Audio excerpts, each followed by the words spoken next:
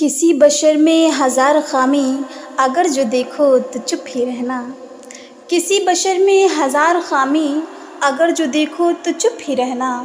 کسی بشر کا جو راز پاؤ یا عیب دیکھو تو چپ ہی رہنا۔ کسی بشر کا جو راز پاؤ یا عیب دیکھو تو چپ ہی رہنا۔